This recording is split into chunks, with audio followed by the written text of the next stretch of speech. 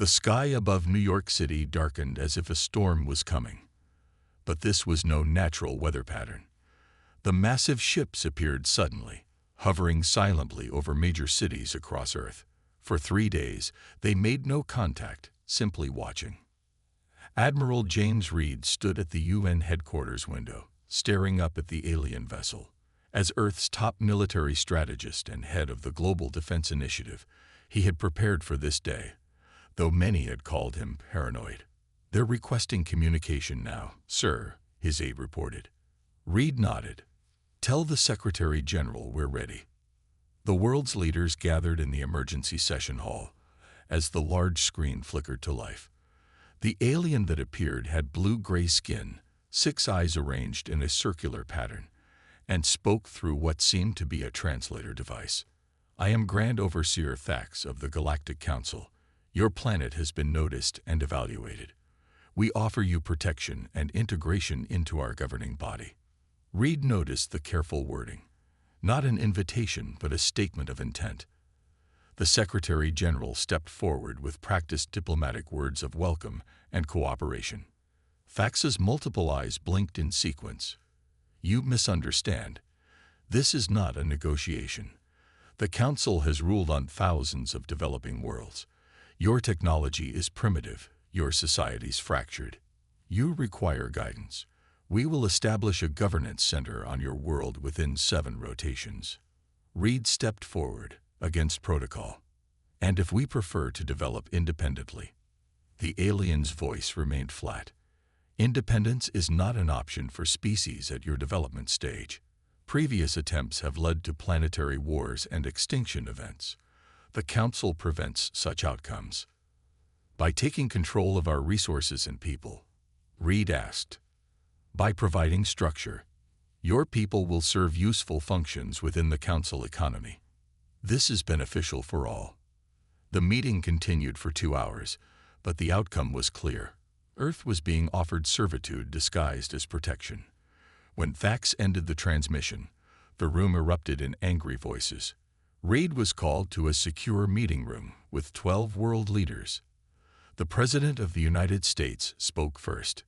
"Admiral, you've been telling us for years something like this might happen. What are our options?" Reed displayed the data his team had gathered. "Their ships are powerful, but not invincible. We detected energy fluctuations during their descent. Their shields require massive power, and they're clearly not expecting resistance. Their formation is exposed." "You think we can fight them?" asked the Chinese premier. "Against a galactic civilization?" Reed smiled slightly. "They don't know about Project Prometheus." For 15 years, Reed had led the secret recovery and reverse engineering of crashed alien technology in the Arctic. 3 global superpowers had worked together in total secrecy, developing weapons and defenses that remained hidden from orbital scans. "We have advantages they don't expect," Reed explained. "They see primitive rockets and basic satellites. They don't know about our quantum shields or phase cannons." The Russian president leaned forward. "The Prometheus ships are ready. 4 carrier groups, hidden under the ocean floor, plus our orbital platforms disguised as space junk," Reed confirmed. "They think they're dealing with helpless primitives. We should maintain that impression while we prepare." The meeting ended with a decision. Earth would appear to consider the Council's demands while secretly preparing for resistance. A diplomatic team led by Reed would meet the aliens the next day. When Reed faced Thax aboard the alien command ship, he played his role perfectly, appearing concerned but resigned to the Council's demands. "We will need time to prepare our people," Reed said humbly. Thax's eyes showed no emotion. "You have 3 days to begin compliance. After that, we will demonstrate the cost of resistance." Reed bowed slightly as he left, hiding his determination. Earth would not surrender without showing these arrogant aliens exactly what humans were capable of. 3 days passed with no response from Earth. Aboard the Council flagship, Thax paced the command deck, all 6 eyes narrowed in irritation. No communication at all. He demanded of his subordinate. "None, Grand Overseer. Their global networks show only confusion and fear among their population. Their leaders appear to be in continuous meetings. Fax clicked his mandibles in annoyance. They stall for time. Prepare a demonstration strike on an uninhabited area. Perhaps then they will understand their situation. Below on Earth, the reality was far different from what the Council's scans revealed.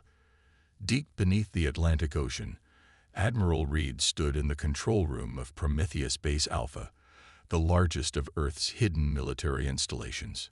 Status report, Reed commanded. General Maria Lopez, head of the Global Defense Forces, stepped forward. All planetary shield generators are online and hidden. Strike teams are in position. The Council still believes our satellites are simple communication devices. Reed nodded, studying the holographic display showing the alien fleet's positions. And Project Lazarus. Dr. Marcus Ellis, a brilliant physicist with uncombed hair and perpetual stubble, looked up from his console. Ready, Admiral. The adaptive shield technology will not only block their weapons, but analyze and replicate their energy signatures for our own use. Ellis had made the breakthrough 5 years earlier, creating defensive shields that became stronger with each attack. What started as technology recovered from a crashed alien scout ship had evolved into something entirely new, something the Council had never seen before. The Council expects us to beg for mercy, Reed told the assembled military leaders from 20 nations. Instead, we'll show them humanity doesn't surrender. On screens around the room, they watched as Council ships deployed into attack formation. Reed's intel team had broken the aliens' communication encryption days ago. They heard Thax giving orders for a minor demonstration, the destruction of a small island in the Pacific. They're targeting Pitcairn Island, reported the communication officer. Population 56. Reed's face hardened. Evacuate those people immediately. Silent protocol. Within an hour, special forces had quietly removed every resident without the Council noticing. Where human satellites might have shown an evacuation, the feeds the Council monitored showed normal activity, actually looped footage from days earlier. In orbit, Thax addressed his commanders. The humans require education. Their primitive weapons cannot harm our vessels. Once they witness our power, they will comply like all others before them. The Council war fleet moved into position, their massive cannons charging. They expected panic from Earth, perhaps desperate pleas for mercy. Instead, they received a transmission from Reed himself. This is Admiral James Reed of Earth. We have considered your offer and decline. Earth is not joining your Council. We recommend you leave our solar system immediately. Laughter erupted among the alien commanders. Thax's facial tentacles quivered with amusement. Your bravery is noted, human, but misplaced. Witness the consequence of defiance. On Earth, Reed watched as the Council's flagship fired its main weapon at Pitcairn Island. The energy beam sliced through the atmosphere, powerful enough to vaporize everything for miles. But instead of destruction, something remarkable happened. A previously invisible dome of energy appeared around the island, absorbing the attack completely. Dr. Ellis watched his monitors with satisfaction as the shield not only held but grew stronger. Perfect, Ellis whispered. Their weapon signature is captured. Transferring to our offensive systems now. Around the world, hidden facilities powered up. Beneath oceans, inside mountains, and disguised as ordinary buildings, Earth's real defense network activated. Reed opened a channel to all Earth forces. Operation Rising Phoenix is now active. Prepare for counterattack on my mark. In orbit, Thax stared in confusion at the readings. Impossible. Scan again. How did they deflect our weapon? His answer would come soon enough, and it would change the Galactic Council forever. Thax slammed his three-fingered hand against the command console, mandibles clicking rapidly in anger. Fire again. Full power this time, he ordered, his 6 eyes fixed on the view screen showing the undamaged island below. The Council fleet repositioned, targeting not just the small island, but major cities across Earth. From their orbital position, They could see lights twinkling across the dark side of the planet, humans going about their lives, unaware of their imminent destruction. All ships, coordinated barrage. Target their population centers. Fax commanded. Show these primitives the price of defiance. Energy gathered at the fronts of 37 Council warships, their weapons charging to maximum power. The attack, when it came, was designed to break Earth's will in a single devastating blow. In the Prometheus Control Center, Reed watched calmly as the energy signatures of the alien weapons peaked. "They're firing," reported the sensor officer. "Multiple targets. New York, Beijing, Moscow, London, Tokyo." Reed nodded. "Activate Global Shield Network." Dr. Ellis pressed his palm against a biometric scanner. Shields activating. Absorption mode engage. Around the world, invisible fields of energy snapped into existence microseconds before the alien beams struck.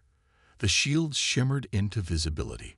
Beautiful dome-like structures of blue-green light covering each city. The Council weapons fire hit the shields and seemed to be swallowed by them. Instead of destruction, the energy was absorbed and channeled into Earth's power grid. Each shield glowed brighter, growing stronger with every attack. In orbit, Fax watched in disbelief. "Impossible," he hissed. "Our scans showed no defense technology of this level. They are primitives with simple rockets and nuclear weapons." His tactical officer trembled visibly. "Sir, the humans have somehow hidden their true capabilities from us. Our weapons had zero effect." Before Thax could respond, a new alert sounded across the command deck. Energy signatures detected. Hundreds of them, launching from Earth. From oceans, mountains, and desert floors, concealed doors slid open. Earth's hidden fleet rose into the air, sleek vessels of a design completely unknown to the Council. Unlike the bulky, intimidating Council ships, Earth's vessels were smaller, faster, and nearly invisible to standard scanners. Reed stood on the command deck of the flagship _Defiance_, watching as his fleet of 300 ships rose to meet the alien threat. "All vessels, weapons free," he ordered. "Target their engines and weapon systems only. We want to disable, not destroy." Earth's ships moved with incredible speed, their adaptive shields glowing softly as they accelerated to attack position. The Council fleet, still reeling from the failure of their attack, struggled to track the smaller, faster human vessels. "What are these?" demanded Thax as the first human ships reached his fleet. "How did we not detect them?" The answer came in the form of precise energy pulses that struck the Council ships at their weakest points. The human weapons, based on the technology Dr. Ellis had reverse-engineered, bypassed the alien shields completely. Council systems failed across the fleet. Engines died. Weapons went offline. Communications became garbled. From his flagship, Reed watched as the Council vessels drifted helplessly. 28 of their 37 ships had been disabled in the first 3 minutes of combat. "Admiral," his communications officer called, "we're receiving surrender signals from 12 Council vessels." Reed nodded. "Open a channel to their command ship." On the main view screen, Fax appeared, his blue-gray skin now pale with shock. "This is Admiral James Reed of Earth.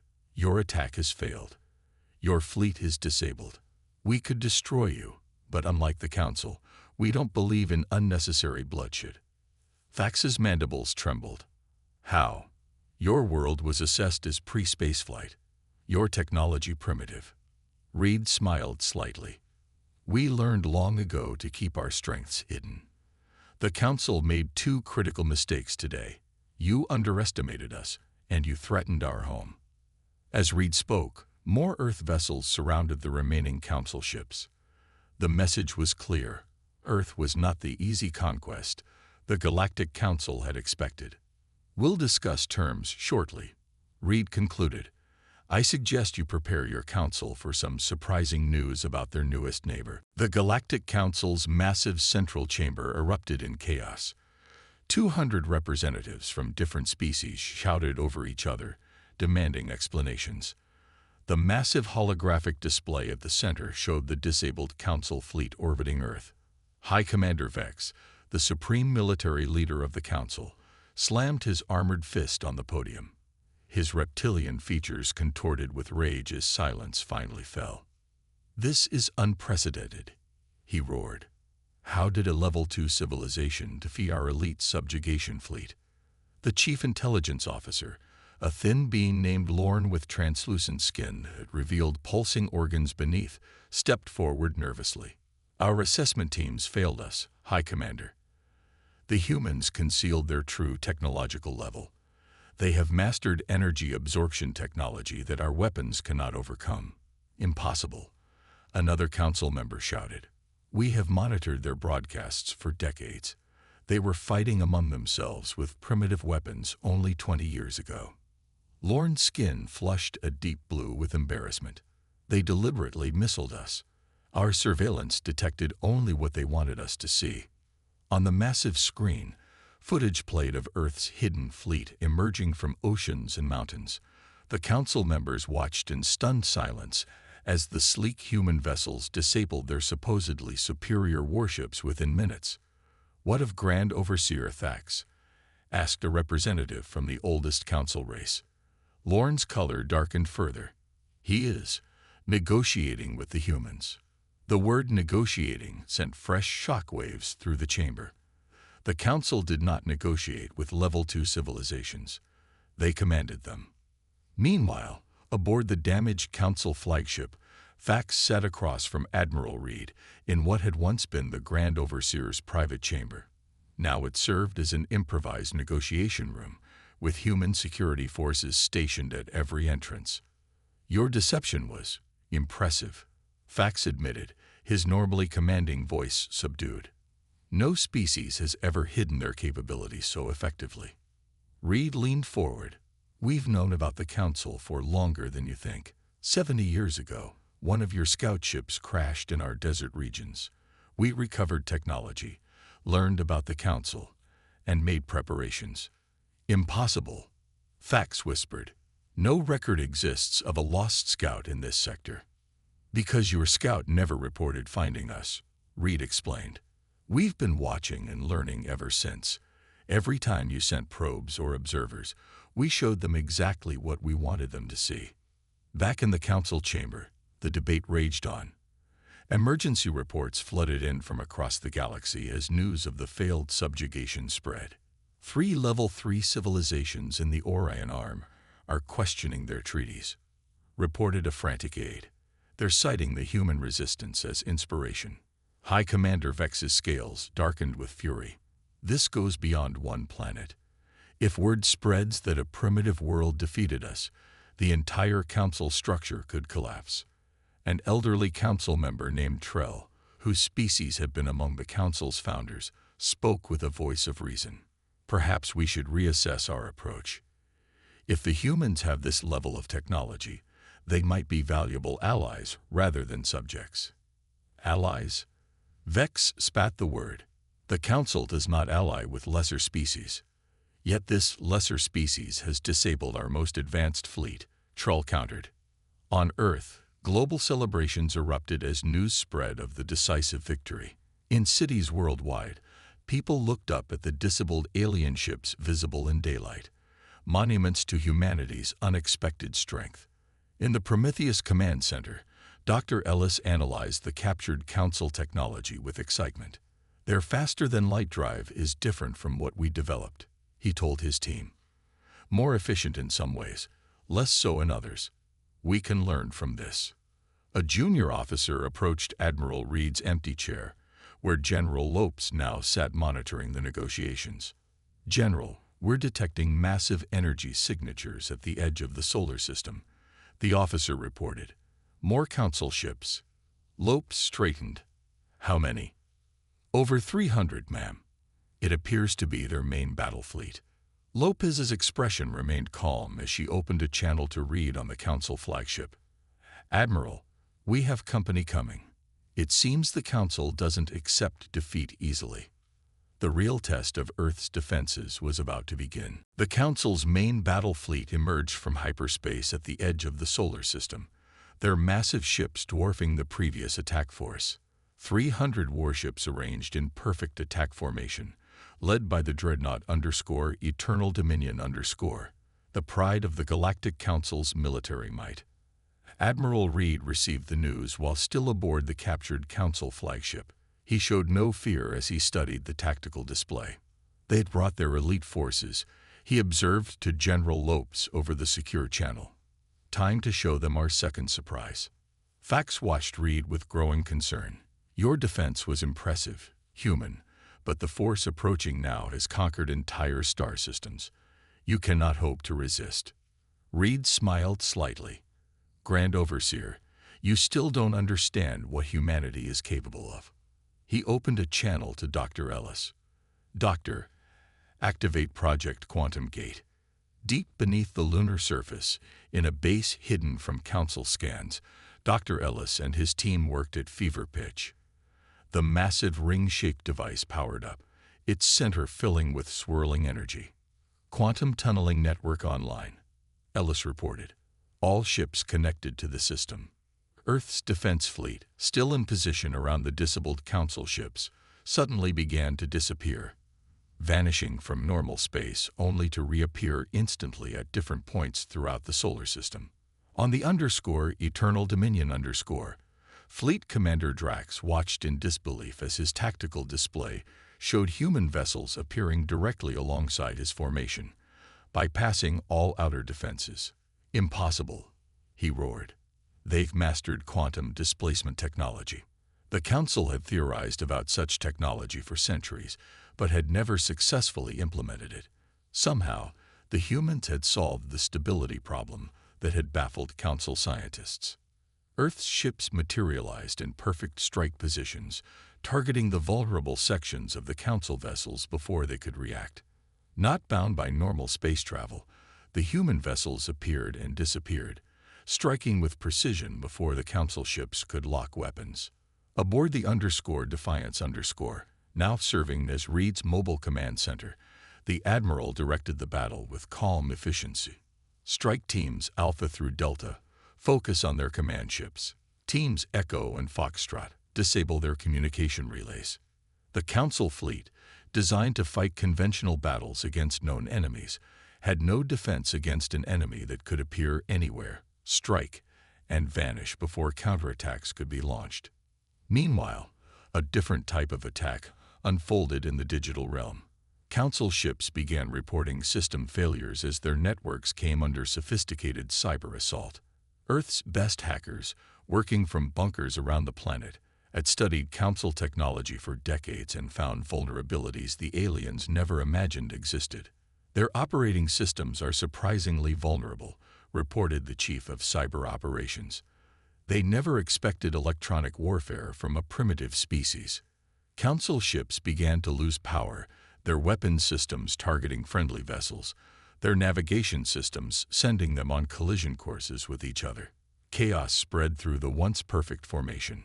On the Council homeworld, the emergency session continued as devastating reports arrived. Half the fleet is disabled or compromised, reported a shaken communications officer. The humans are using technology we believe theoretical at best. Several Council species began breaking ranks. The representatives from the Pellan Confederacy stood. Our worlds formally request to open independent diplomatic relations with Earth, their speaker announced.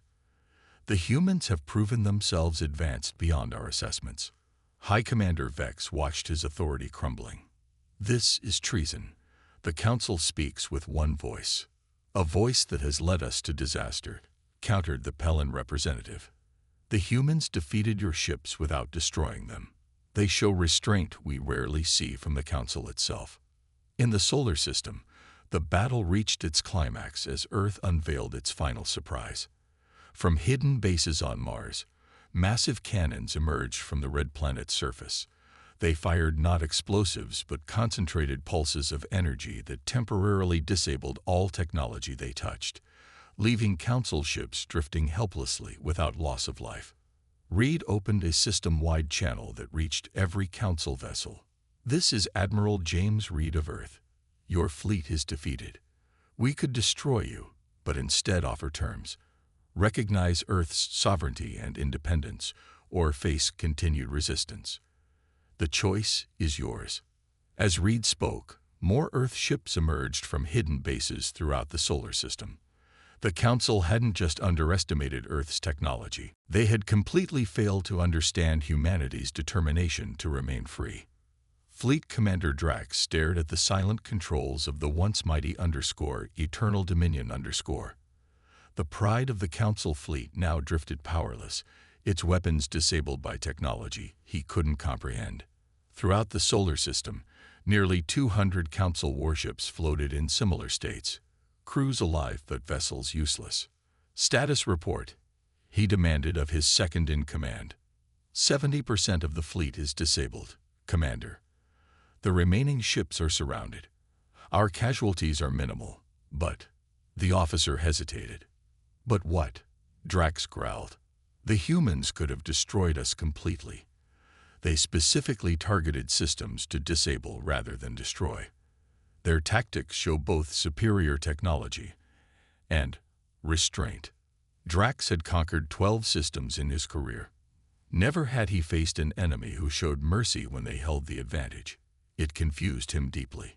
On Earth, the Global Defense Council gathered to discuss their next move.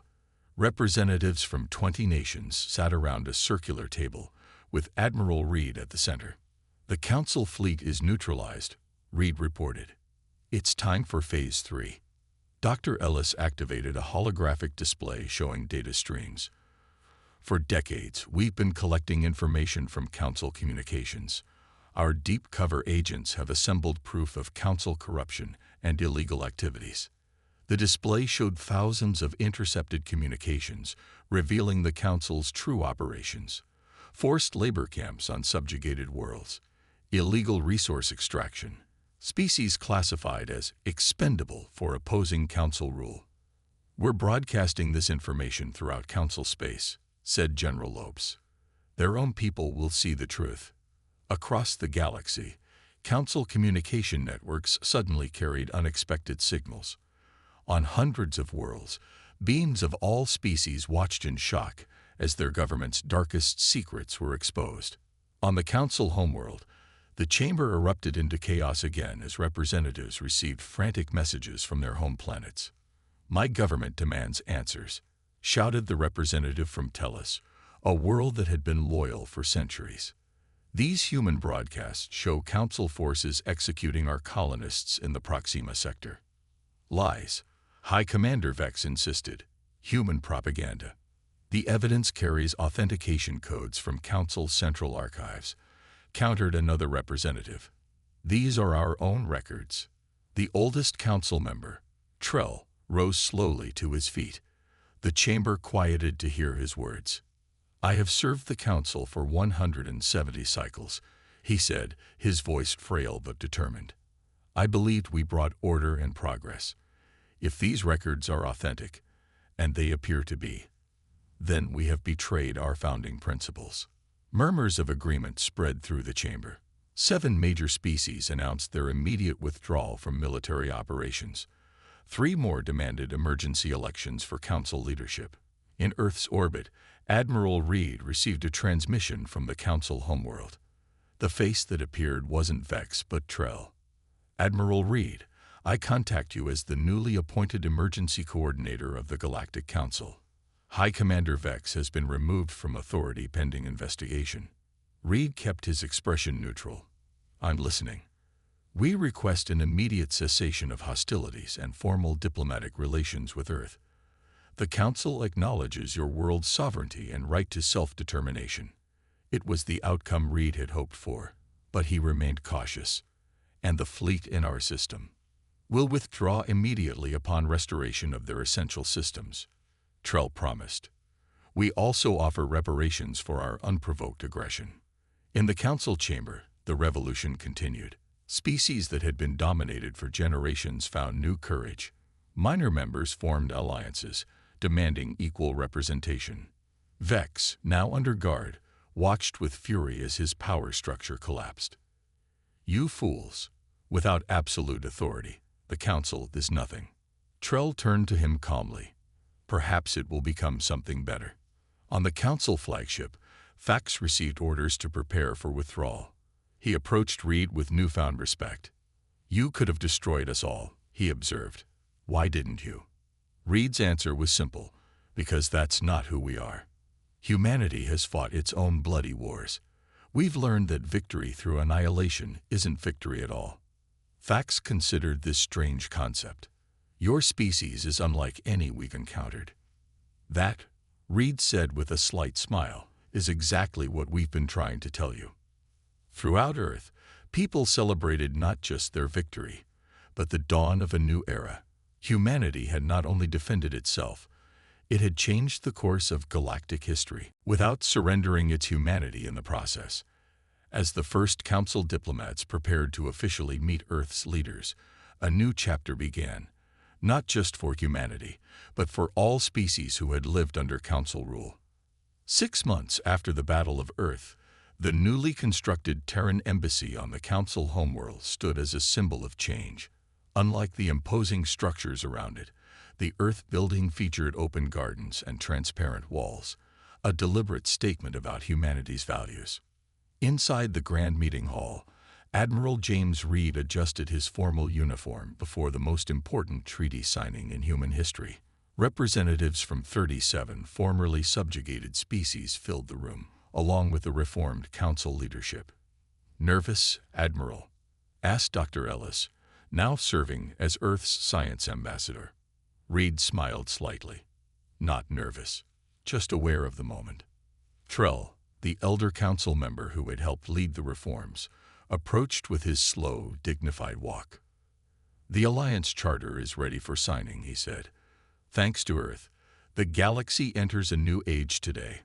The document before them transformed the old Galactic Council into the Alliance of Free Worlds, an organization where all member species held equal voting rights. The former practice of classifying civilizations by technology level and subjugating the lesser ones was explicitly forbidden. "You've created quite the revolution, human," came a familiar voice. Fax, no longer Grand Overseer, but now representing his homeworld as an equal, had undergone his own transformation. "In 6 months, you've changed structures that stood for 2,000 years." Reed shook his head. "We didn't change them. We just showed everyone they needed changing." As the signing ceremony began, screens throughout the galaxy broadcast the historic moment. On thousands of worlds, beings who had lived under Council domination watched with hope as their new representatives signed as equals. On Earth, people gathered in public squares to watch. Humanity had gone from an isolated species to a galactic power in less than a year. Schools had already begun teaching about alien cultures, and the first exchange students from 10 different worlds had arrived at Earth universities. After the signing, Reed walked the gardens of the embassy with Trell, discussing the future. "Your quantum tunneling technology has transformed our understanding of physics," the elder alien said. "And your medical sciences offer treatments we never imagined. While your faster-than-light drives will take our ships farther than we dreamed," Reed replied. "That's the point of the Alliance. We all have something to teach and something to learn." In a secured room deep beneath the former Council headquarters, a different meeting took place. Former High Commander Vex, awaiting trial for war crimes, had requested a private audience with Reed. The once mighty commander's scales had dulled during his confinement. His eyes, however, still burned with intensity. "I requested this meeting to understand," Vex said without preamble. "How did you do it? How did a single world defeat the greatest military force in the galaxy?" Reed studied the fallen commander. "You want a technical explanation. Our shields, our weapons." "No," Vex hissed. "I want to know what we missed. What flaw in our assessment led to such a catastrophic error?" Reed considered his answer carefully. "You measured technology, but ignored character. You counted weapons, but not determination. And most importantly, you assumed that because we are different, we must be inferior." Vex absorbed this. "Your species was fighting primitive wars just decades ago. How did you advance so quickly?" "Because we knew we weren't alone," Reed explained. That crashed ship 70 years ago showed us what was possible. Humanity has always achieved its greatest advances when facing challenges. As Reed prepared to leave, Vex asked one final question. What happens now? Now, Reed said, we all learn to see each other as equals, even former enemies. Back on Earth, construction teams worked to build the Alliance Academy, a center where species from across the galaxy would train together and learn from each other. Dr. Ellis supervised as the first alien exchange scientists arrived to study alongside humans.